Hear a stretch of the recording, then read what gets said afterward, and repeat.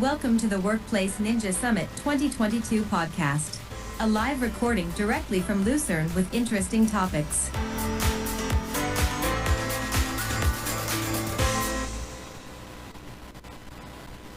Hello, and we are back with a new recording this day. And I have on the table a few new people, Stefan and Mattias.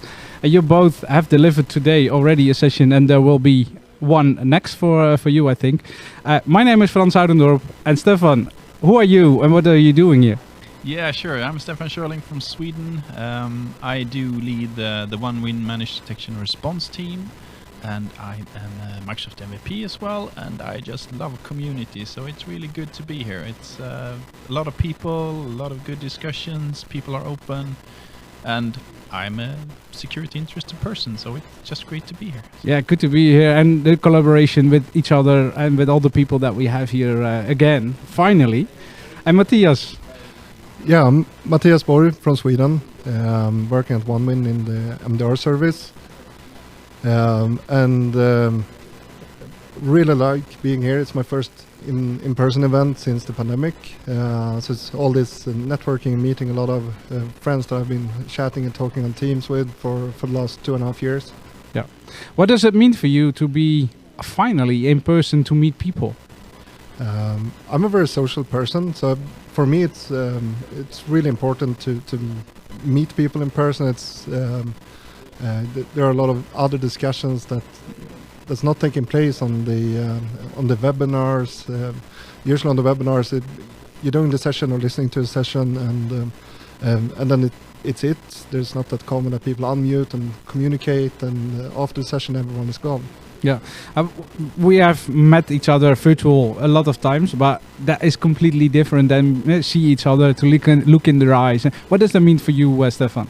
I mean, I've been in the community for many years, and I've been driving the user group in Sweden, and it's about collaborating, teaching each other, learning from each other. I think everyone has something to bring to the table and share their knowledge. I mean, no one knows everything, so if you want to evolve, listen to others, think in different ways, and I think community is really around that. I mean, and I'm very grateful as well for the MVP community, meeting people from all over the world, going to conferences all over the world, speaking, sharing my knowledge, learning from others, and it's purely fantastic. And it's been rough during the pandemic, and I'm really glad I visited DEF CON in August. Otherwise, this is also my first session I'm delivering online or in person now, and that's been very well awaited for. So yeah, finally we can do some stuff again. So as we are used to it.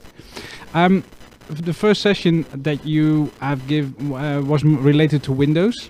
Me and Jürgen, we had a session this morning about securing Windows clients, what features that is built in you can leverage and what you can use and make use of, and that we see a lot of customers aren't today, which is there, it's for free.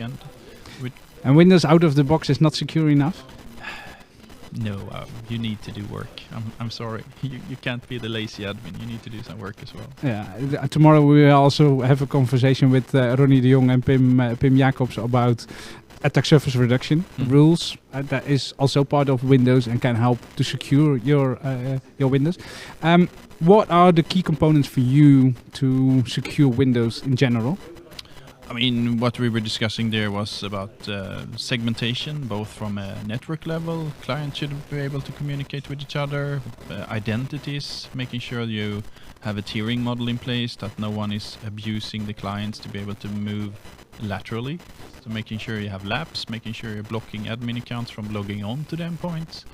Then, of course, making use of all the good features that are in Windows for application whitelisting, making sure Defender is configured properly, and so on. So data at rest with BitLocker. So I mean, the list is long. It's just a matter of what's the threat vector, what you need to do, and you have a full hand. You can really do everything with the Windows features. So. Yeah, that is native. The features within Windows. We also have a security product called Defender for Endpoint, where we can use on top of the normal antivirus, the Defender that's part of Windows. when looking at Defender for Endpoint, what are the benefits on top of Windows Defender do we have, Mattias? I would say, I mean, the main thing is visibility, to be able to see things that happens on endpoints,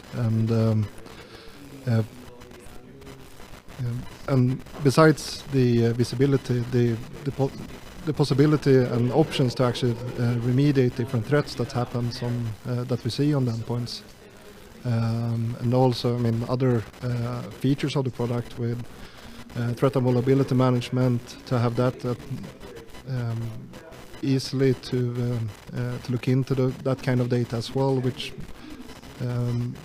have been a challenge in previous years before we had that kind of feature available. Yeah, there is a nice podcast recording from myself in the Talking Security area where with my colleague we discussed threat and vulnerability management, what you can do and how can you use that. But that gives lots of insights about what's happening on the system, like operating system, like applications, if they are vulnerable, if not, but also configuration. Is that also, you delivered the session about threat hunting. Threat hunting means there is something happening on a system and I will get it out from some code with KQL, for example. How can we use threat hunting in combination with, for example, threat and vulnerability management? Absolutely. It's possible to both correlate that data with other events that happens on the endpoint.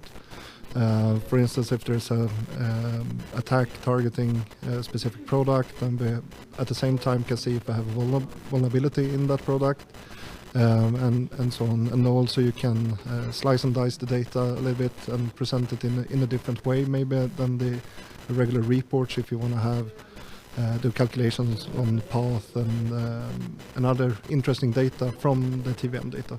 Yeah, and the title of the session, threat hunting as a team. What does that mean, Stefan?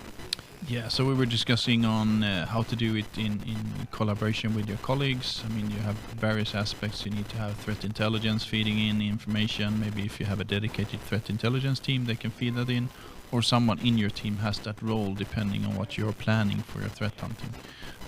We also defined a bit about, or described a bit what we were doing with weekly threat hunts, where you also can do from a learning perspective, learning the customer's environment, learning more technology which you're not maybe that well versed with, to understand how things are working, to find anomalies easier. So it's about working as a team, defining the goals, what do we want to accomplish, making sure you get the outcomes of what you want to do, if that is building new custom detections, or if that is just pure learning, or finding misconfigurations for the customers to improve their security posture with. So I think it's...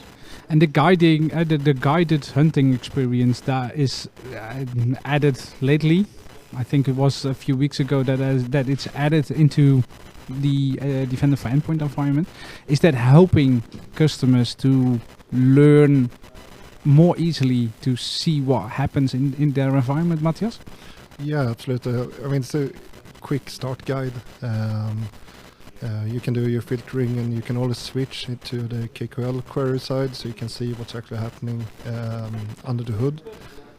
Even if you can't do that super advanced queries, I think as you mentioned, it's a good start to get more organizations into threat hunting and actually starting to use that capabilities. Yeah, with this guided experience that did add these additions into the product, is it still need an MDR service or a SOC service from an external party who has expert knowledge on detecting threats and that sort of things? Yeah, I would say, depending on how you're organized, it's not that many companies who can have staffing 24/7, having TI persons working full time with that. So I would say there's definitely a need for an MDR service if you're in middle.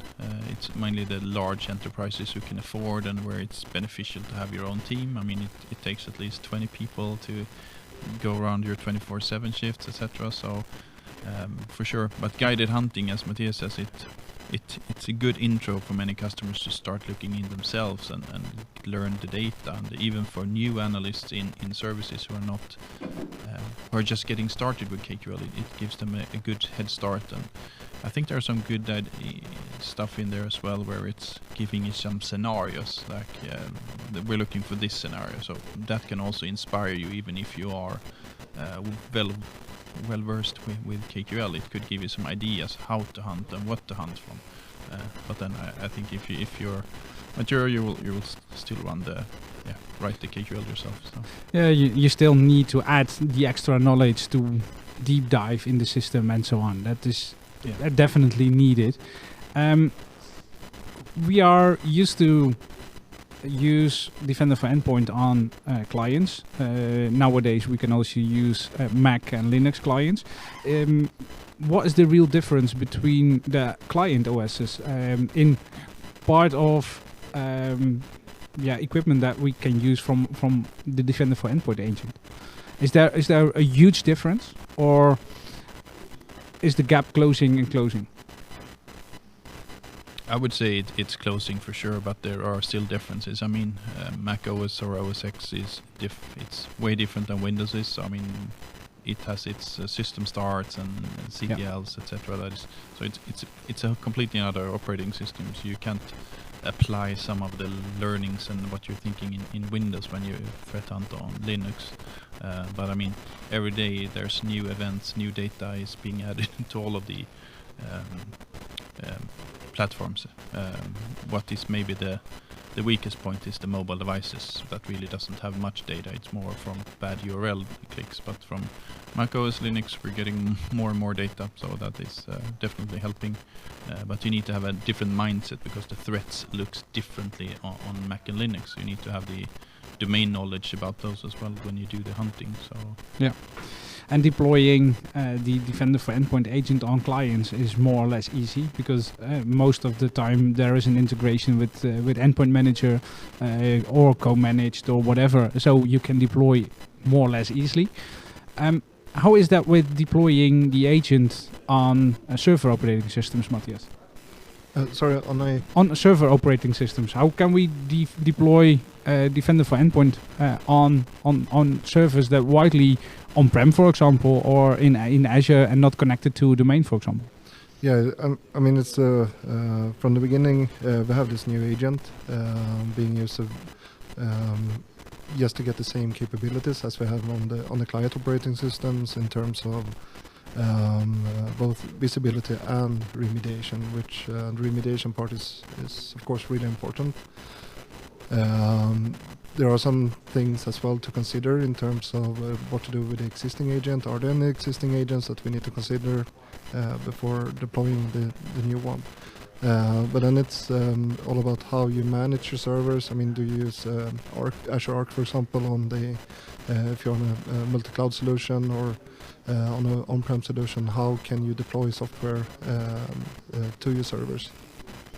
And with the coming of the new agent, we have also the experience that we can set the baselines, set configuration through that agent from Endpoint Manager. Is that helping from a SecOps perspective?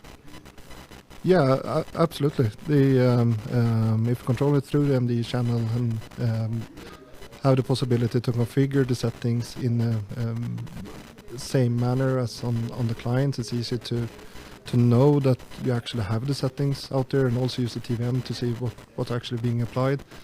But from a management perspective, instead of on this service we use some random scripts, on these ones we use group policies and so on and so forth, and from that manner it simplifies the overall management. Yeah, is there anything when looking into the future? Are there any things you expect? Ignite is coming, and more and more. I know we know too much, but are there any high over things to look on? I mean, the overall, I think there's been a lot of Defender. There was a roadmap session today as well here about the new themes they're working on. So, I mean, they're working on making sure it's instead of post-breach, you can stop the attacks. So I think we're seeing a lot of investments there. We see a lot more investments in the convergence of the portals. I mean, we're seeing the Defender for Cloud apps moving into the Defender portal and so on. So hopefully by the end of year, we hopefully, fingers crossed, have a single portal. But finally, a single portal. That was a real struggle in the past, where we have such a few portals to manage every different stuff.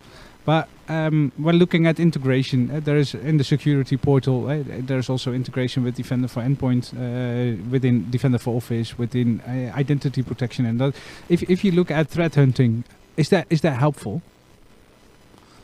Having the data combined, of course, is helpful, or at least having the data. I mean, if you run Sentinel and have the data there, or if you run it in Defender, it's all about having the data sources that you can actually find what you're looking for, or pick up the needles that you need to put together, and so it definitely helps in seeing the whole instead of having to go to several systems. But that comes again, are you sending your data to the Defender? There may still be other systems you have in the landscape that you send into Sentinel, so maybe Sentinel is the place where you do threat hunting, but it definitely helps with the XDR, where a lot more of the data now is in Defender. And so it's definitely needed to have an endpoint protection environment, and for us probably Microsoft, but there are other tools on the market as well, but that you need to put on top of Windows or Mac or Linux or whatever. There need to be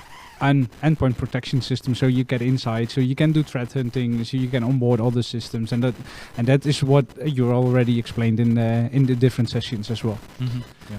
Okay, nice. Thank you for joining me on the table at the moment. Really looking forward to what the rest of the conference is bringing us about sessions, but also the social interactions that we have already. So thank you, guys. Thank you. Thank you.